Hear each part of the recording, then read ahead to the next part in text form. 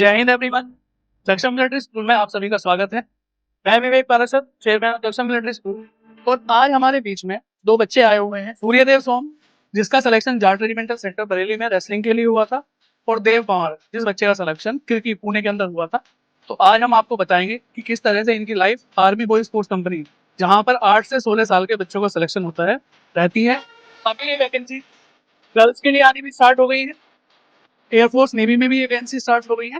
तो आज इस वीडियो में हम उनका पूरा रूटीन कैसा वहाँ पर रहता है, कैसी उनकी लाइफ होती है, उसके बारे में डिस्कस करेंगे।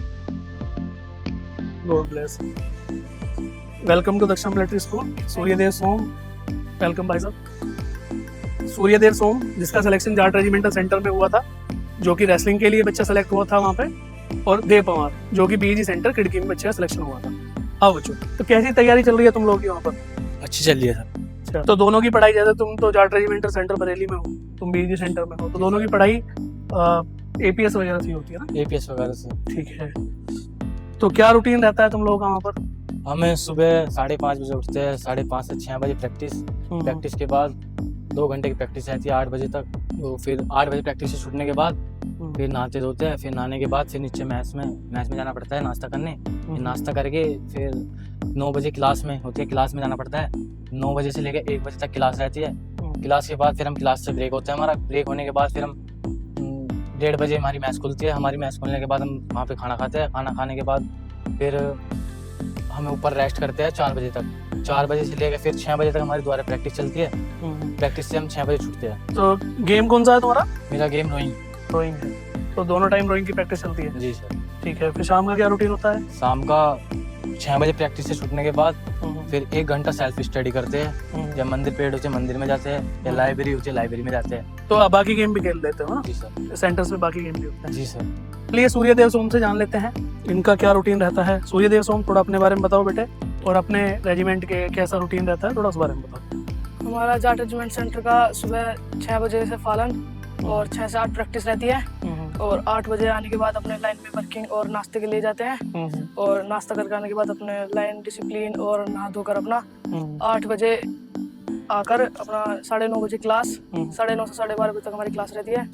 अपना 12:30 बजे आने के बाद 12:40 पर हमारा खाना होता है, और खाना खाने के बाद अपना फिर रेस्ट 4 बजे तक। 4 से फिर हमारा 6 बजे तक प्रैक्टिस शाम का टाइम रहता है। फिर शाम प्रैक्टिस से आने के बाद अपना शाम की क्लास है, और शाम की क्लास करने के बाद फिर अपना खाना खा के अपना रेस्ट रहता है। बेटे, जैसे तुमने हमारे यहाँ दक्षम मिलिट्री स्कूल से प्रैक्टिस की है, अभी तुम जाट रेजिमेंटल सेंटर बरेली में, तो क्या क्या डिफरेंस है वहाँ पे? जैसे एकेडमिक्स का क्या डिफरेंस है, स्पोर्ट्स में क्या डिफरेंस है, जो शेड्यूल तुम्हारा यहाँ रहता है वहाँ रहता है, तो क्या क्या अंतर तुम लोगों ने देखा होगा? क्या चीज़ें बेहतर होती हैं जो हम लोगों को भी सीखनी है और बाकी बच्चों के लिए बेहतर होनी चाहिए? वहाँ मैथ्स और ये बिल्डिंग हॉस्टल तो सब सेम ही है, और कुछ मेन्यू हर दिन के हिसाब से मेन्यू और खाना पीना है। और यहाँ मतलब सभी गेम की प्रैक्टिस कराते हैं। वहाँ अपना जो गेम अपना डिसाइड करा हुआ है उस गेम की ज़्यादा फोकस करते हैं उधर। जैसे तुम रेसलिंग में हो, तो रेसलिंग में फ्री स्टाइल, ग्रीको रोमन, कौन सा है तुम्हारा? वहाँ मतलब फ्री स्टाइल और ग्रीको रोमन रेसलिंग में तो कुश्ती होती है, तो उसमें मैं ग्रीको रोमन हूँ। तो कैसी ट्रेनिंग है? कौन ट्रेनिंग कराते हैं? हमारे कोच साहब का नाम कृष्णकांत यादव के यादव है, और एक नवीन बाल्यान हमारे कोच है। मतलब बढ़िया प्रैक्टिस कराते हैं, अच्छी।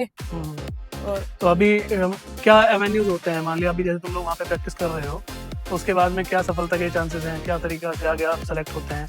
अभी तुम किस लेवल पे खेल रहे हो? अभी मैं स्टेट खेला था स्कूली गेम्स की, तो अब अगले साल से मेरा अंडर 15 और अंडर 17 और मतलब कैडेट, जूनियर, सीनियर ये होते हैं उसमें। उनमें मतलब नेशनल इंटरनेशनल लेवल होते हैं इस गेम में। अभी तक क्या अचीवमेंट रहा है स्पोर्ट्स में, क्या परफॉर्मेंस चल रही है तुम्हारी? अभी मेरा नेशनल है जून में, वो जम्मू कश्मीर नेशनल है, वहाँ पे खेलने जाएंगे। अच्छा। तो बाकी कोचा वगैरह कैसा ट्रेनिंग का माहौल है तुम्हारे सेंटर पे? अच्छा माहौल है। मेरे कोच सूबेदार सुरजीत साहब, सूबेदार यासीन साहब है, रोइंग के कोच हैं। हमारा बीएससी से क्लब थोड़ी 1 किलोमीटर दूर है। तो जो हमारे सीनियर है उनका भी तीन बंदों का भी एशियन में सिलेक्शन हुआ है। सीनियर नेशनल उनका मेडल था, इंडिया कैंप में उनका नाम चढ़ा है, इंडिया कैंप में जाए तो वहाँ पे एशियन खेल रहे हैं। अच्छा। तो जैसे आप लोगों को ये स्पोर्ट्स के अचीवमेंट मिल रहे हैं, तो इससे आपको आगे की लाइफ में जो एवेन्यूज क्या हो सकते हैं? आगे की लाइफ में जो अच्छा स्पोर्ट्स करता है, बढ़िया मेडल ला के देता है, अर्गोमीटर अच्छा करता है, सुबह डायरेक्ट हवलदार से भर्ती करते हैं, नायब सूबेदार से भर्ती करते हैं, स्टार लगते हैं। बहुत अच्छा। तो अब हम आपकी मुलाकात कराते हैं सूर्यदेव जी के पिताजी से, सुमित सोम जी से। तो भैया, क्या क्या बदलाव आपने बच्चे में पाया वहाँ जाने के बाद? जैसे 2 साल हो गए हैं वहाँ पे तैयारी करते हुए, क्या क्या अचीवमेंट आपको लग रहा है बच्चा किस तरीके से प्रोग्रेस कर रहा है वहाँ पर? सब बच्चों में काफ़ी हद तक ये आर्मी जैसी लगते हैं। अच्छा। इनकी चाल ढाल, कटिंग, बोल चाल, इनका रहन सहन, डिसिप्लिन, इनका देखो सबसे बड़ी बात है कि डिसिप्लिन वहाँ का अचीव कर रहे हैं लोग बच्चे। अब ये दोनों बच्चे छुट्टी आए हुए थे तो ये जिद भी कर रहे थे कि हमें पुराने गुरु जी से एक बार मिल के आना है। जी जी। तो जैसे ये छुट्टी आए, अब छुट्टी आने के बाद तुरंत ही 2 दिन बाद ही फिर मैं इनको लेके आ गया इधर। तो सुमित भैया, जो अपेक्षा करके आप बच्चों को हमारे पास लाए थे, जी। जो सपना आप लोगों ने देखा या जो वादे हम लोगों ने आपसे किए, तो वो कितना लग रहा है कि बच्चे उस रास्ते पे चल रहे हैं? सर, क्या जो आपने जो यहाँ पे माहौल दिया बच्चे को, हाँ। वही सेम माहौल वहाँ मिला इन बच्चों को। ज्यादा इनको चेंज नहीं होने में इन्हें टाइम लगा, अच्छा। क्योंकि इनको जो नया बच्चा होता है उस डिसिप्लिन में आने के लिए बच्चा है ना बहुत परेशान हो जाता है, और इनको बहुत कम मेहनत करनी पड़ी इस तरीके से रहने सहने में, खाने पीने में, क्योंकि जब घर से बच्चा जाता है ना कहीं पे भी तो उसको बहुत लंबा टाइम लग जाता है। तो वो चीज़ ये पहले सीख चुके यहाँ पे रह के, दक्षिण मिलिट्री स्कूल में आपके यहाँ पे जब इन्होंने ट्रेनिंग की तो वहाँ पे इनको इतनी याद नहीं आई जैसे गार्जियनों को बच्चों के आपस में याद आती है। तो उस चीज़ से सबसे प्लस पॉइंट तो यही रहा। और फिर वहाँ का ये जो आपका डिसिप्लिन है, सेम वही डिसिप्लिन वहाँ का है।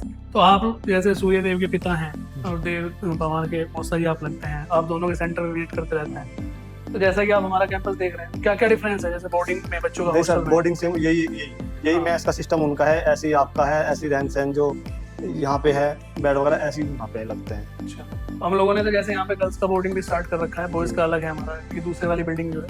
तो यहाँ पर भी सुमित भैया जैसे इनका बोर्डिंग है, हॉस्टल है, तो स्कूल तो आप देख ही चुके हैं, उसी तरीके से इनकी एक्स्ट्रा क्लास वगैरह भी हम लोग जैसा बच्चे बता रहे हैं तो वही हम लोग भी मेंटेन करके चल रहे हैं कि एक्स्ट्रा क्लासेस वगैरह बच्चों की यहाँ पर चलती रहती है। वहाँ पे लाइब्रेरी क्लास चलती है, इवनिंग क्लास चलती है, क्लासेस चलती हैं, सेम ऐसे सिस्टम है। मेन चीज उनका अपना गेम में फोकस ज्यादा रहता है कि भाई हमें मेडल जितना आप बेहतर करके ला के दोगे, क्योंकि इनकी ट्रेनिंग जो है वो मेन उसकी है गेम की। ज्यादातर एकांतवास है, मतलब बच्चा अपने आप को कंफर्टेबल फील करे, एकांत का एरिया है।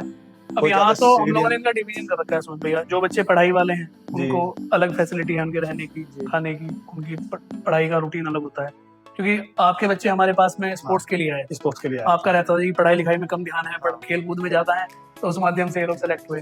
बाकी कुछ बच्चे हमारे पास में सैनिक school, military school, Gurukul, RIMC, NDA वगैरह की तैयारी करते हैं, तो उनका भी रेजिडेंशियल है, तो उनका जो लिविंग है वो अलग होता है। इनका तो हमने ये बच्चे नॉन AC में रखते हैं हम लोग, क्योंकि ये स्पोर्ट्स के बच्चे। तो ये वाली जो हम लोगों ने बोर्डिंग स्टार्ट कर रखी है ये उन बच्चों के लिए है। तो यहाँ ये AC बोर्डिंग है, क्योंकि स्पोर्ट्स वाला बच्चा तो मैं समझता हूँ AC में अगर कंफर्टेबल उसका जीवन रहेगा, उनको तो बहुत मेहनत करनी पड़ती है, बहुत हार्ड वर्क, उतना हार्ड वर्क नहीं कर पाए। जैसे आप कहते हैं ना सर, नाम नहीं लेते, पहलवान जी के संबोधित करते हैं, चाहे कोई बड़ा हो चाहे छोटा हो, उनके उस्ताद लोग भी पहलवानी बोलते हैं, अरे पहलवान इधर। नहीं, अब जब बच्चे का उस तरह का, तो जब उसी नाम से उसको संबोधित किया जाएगा तो प्रभाव पड़ता है उसी, ये चीजें होती है।